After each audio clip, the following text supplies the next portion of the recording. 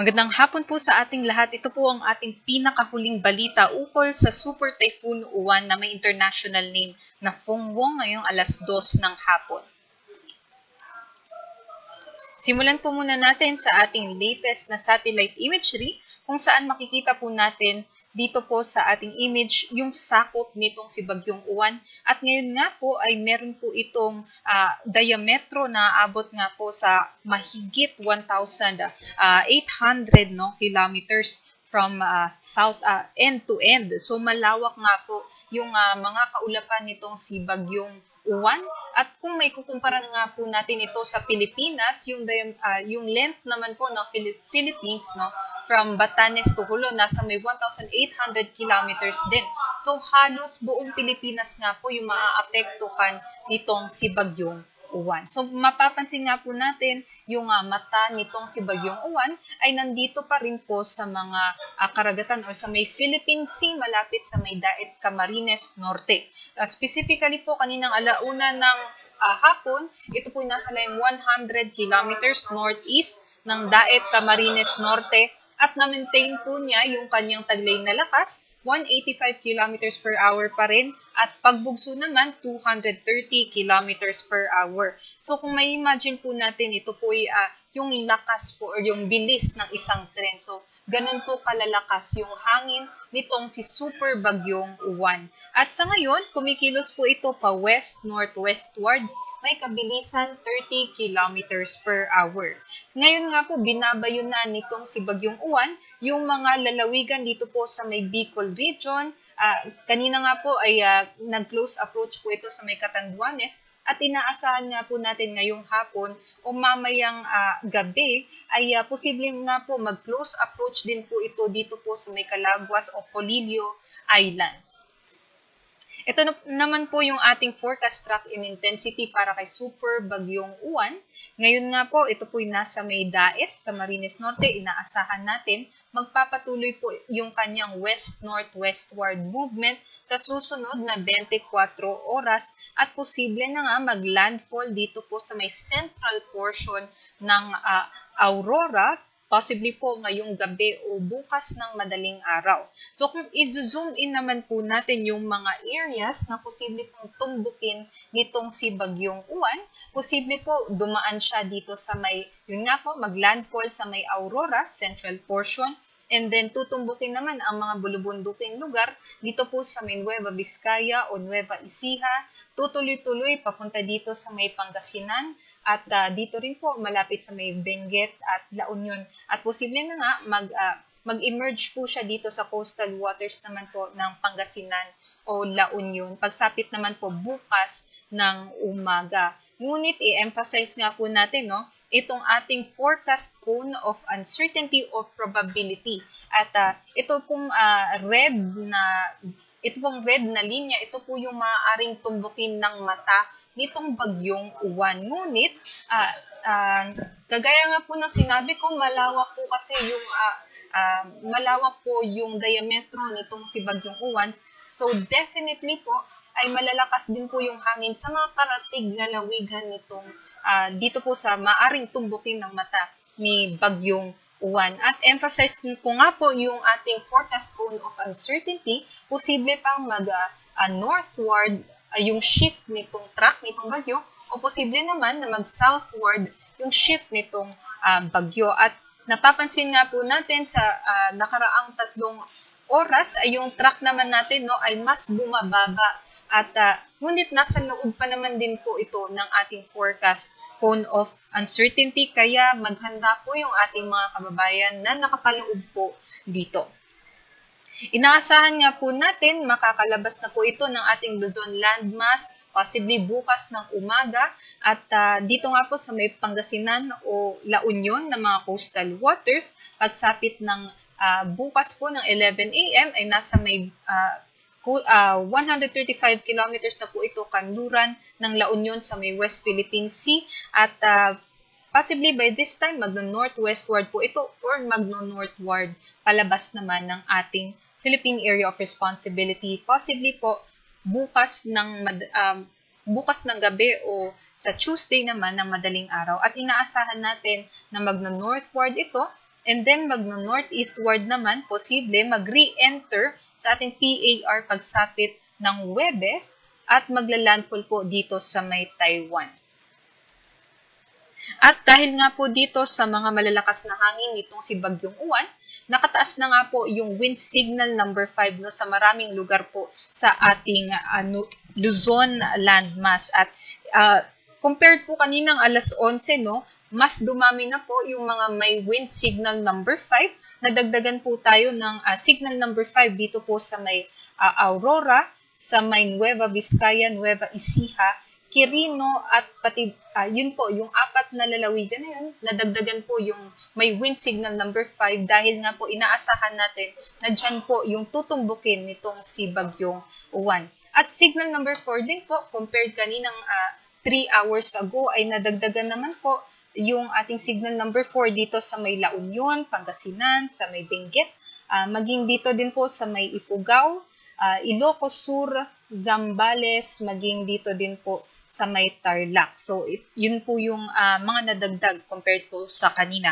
Pero isa-isahin ko pa rin po, no? Signal number 5 po ay nakataas sa may southern portion ng Quirino, southeastern portion ng Nueva Vizcaya, northeastern portion ng Nueva Ecija, central portion ng Aurora, Polillo Islands, northern portion ng Camarines Norte, northern and eastern portions ng Camarines Sur, at northern portion ng Catanduanes. Sila po yung makakaranas ng pinakamalalakas na mga bugso ng hangin nitong si Bagyong Uwan. Posible nga more than 185 kilometers per hour. Kaya ito nga pong mga ganitong typhoon force winds ay maaari na nga pong makatumba ng mga puno at maaari din po makatumba ng mga electrical post. So, posible po para sa mga lugar na ito ay magkaroon po tayo ng disruption sa ating power or electricity, no, sa susunod na mga araw dahil nga po sa posibleng damage nitong ganito kalalakas na mga hangin, at posible din po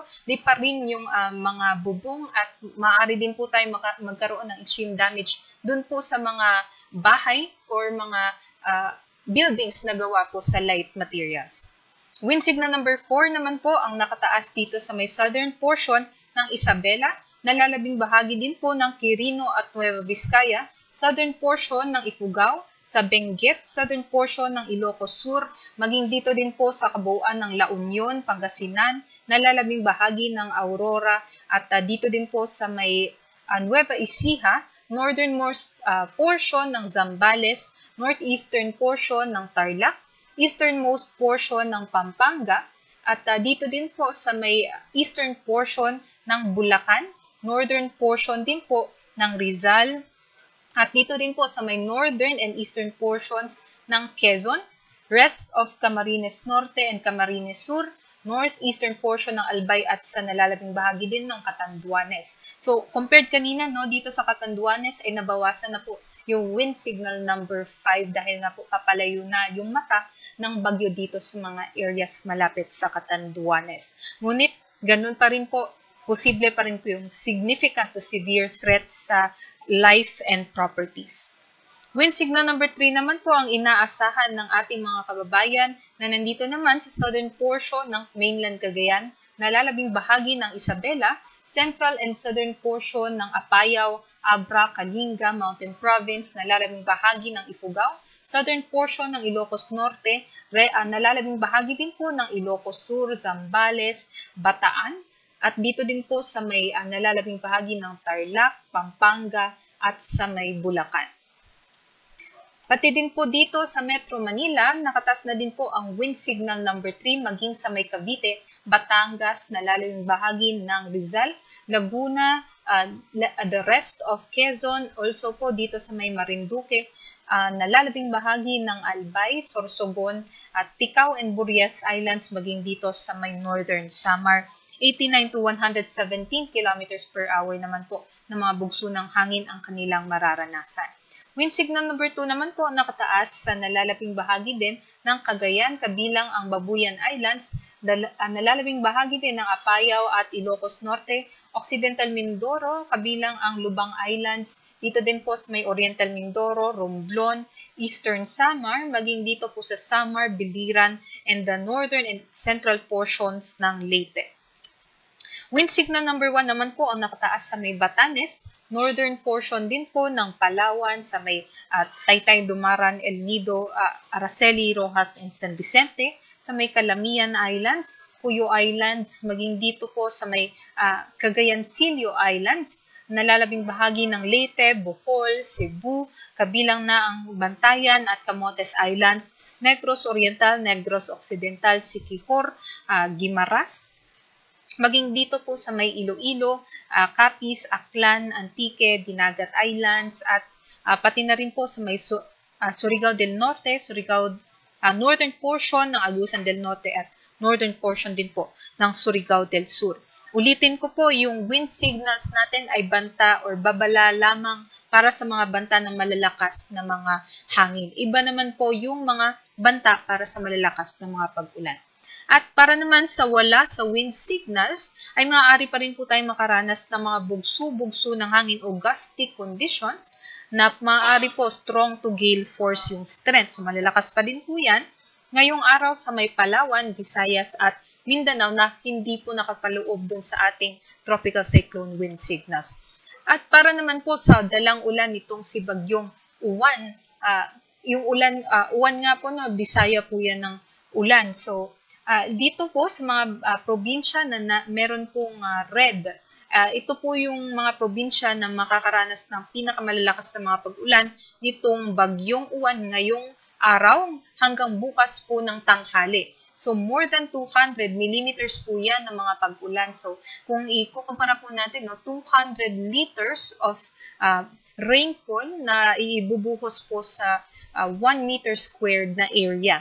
So, maaari po ito magdala ng mga widespread o malawakang mga pagbaha at mga posible din po yung mga pagguho ng lupa sa may Isabela, Kalinga, Mountain Province, Ifugao, Benguet, Nueva Vizcaya, Quirino, Aurora, down towards sa Central Luzon, Nueva Ecija, Bulacan, down towards Calabarzon, sa may Rizal, Laguna, Quezon, and dito din po sa kabuuan ng Bicol region. And also, yung mga nasa may orange naman po, sila naman po yung makakaranas ng 100 to 200 millimeters of rainfall. So, sa nalalabing bahagi din po yan, dito po sa may Northern Luzon area at Central Luzon area, maging dito po sa Metro Manila and the rest of Calabarzon, and also sa may Occidental Mindoro, Marinduque, Masbate, Sorsogon, Northern Samar, and Samar. Other areas naman po, 50 to 100 millimeters naman po na mga pag-ulan na maaari pa rin po yung mga localized floodings. Kaya para i-emphasize ko lang po, no, para sa ating mga kababayan, no, ay na malapit po sa mga ilog, ay kailangan po ay makapag-isip na po tayo kung nandito po tayo sa mga red, no, or orange, ay posible nga po yung mga pag-apaw ng mga ilog. Kaya sana po nakapaghanda po tayo kung kailangan po tayo mag-evacuate, ay mag-evacuate na po tayo immediately. At para naman po bukas ng tanghali hanggang sa Martes ng tanghali, inaasahan pa rin natin, by that time ay nandito na po yung bagyo, tumawid na po ito sa may Northern Luzon at nasa may coastal waters na nga po ng Pangasinan o La Union. Kaya meron pa rin po na mahigit sa 200 millimeters na rainfall sa may Benguet at La Union, at mababawasan naman na yung lugar na posibleng magkaranas ng malalakas na pag-ulan na 100 to 200 millimeters of rainfall na lamang. Dito na lang po sa western portion ng Luzon, at emphasize ko lang din po dito po sa may Cordilleras, yung mga bulubunduking lugar, posible nga po yung mga landslides. At yellow naman po sa nalalabing bahagi din po ng northern, central, and southern Luzon. Ito naman po yung ating storm surge warning. So, maaari po makaranas yung ating mga kababayan dito sa mga naka-red, orange, and yellow ng iba't ibang antas ng storm surge heights. At yun nga po, ito po'y maaaring mangyari within 48 hours. So, maaaring hindi lamang ngayon, pero pwede po ito, no, bukas o sa Martes pa. So, maghanda po yung ating mga kababayan, lalong-lalo na dito sa mga nasa red. More than 3 meters po yung mga storm surge heights sa may Albay, Aurora, Bataan, Batangas, Camarines Norte, Camarines Sur, Catanduanes, Ilocos Norte, Ilocos Sur, Isabela, La Union, Northern Samar, Pangasinan, Quezon, Sorsogon, Zambales, Cagayan, at Batanes.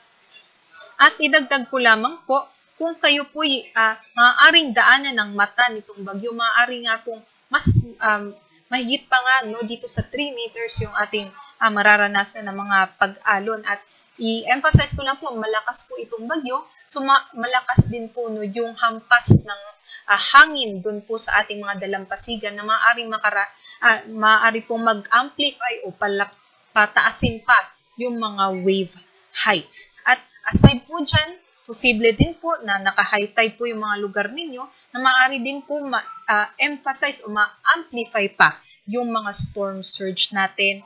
Ingat ang ating kababayan at mag-evacuate kung kinakailangan. 2.1 to 3 meters naman po ang nakataas na storm surge warning sa may Bataan, Cavite, Marinduque, Masbate, Northern Samar, Pampanga, Sorsogon at Batangas at 1 to 2 meters naman ang inaasahan natin na storm surge heights sa Bataan, Bulacan, Cavite, Metro Manila, Pampanga, Dinagat Island, Surigao del Norte, Eastern Samar, Antique, Palawan, Occidental Mindoro, Guimaras, Negros Occidental, Zamboanga del Sur at sa may Zamboanga del Norte. Paalala po ulit, tayo po ay maghanda at sana po tayo nga po makapanalangin na hindi po gaanong grabe yung magiging epekto nito sa ating. Ngunit yun nga po, habang ngayon hindi pa siguro natin na raranasan yung mga hampas ng hangin at yung mga malalakas na mga pagulan, ito po yung perfect time para po tayo po makapagplano, makapag-isip at makapag-evacuate kung kinakailangan. Ito naman po yung ating gale warning. Bawal na nga pong maglayag dito po sa mga naka-highlight ng red dahil maalon yung ating karagatan na risky po o delikado sa mga manlalayag. At yan lamang po yung latest galing dito sa Pag-asa Weather Forecasting Center. Next update naman po natin sa ating super bagyong Uwan ay mamayang 5:00 ng hapon. Maraming salamat at magandang hapon.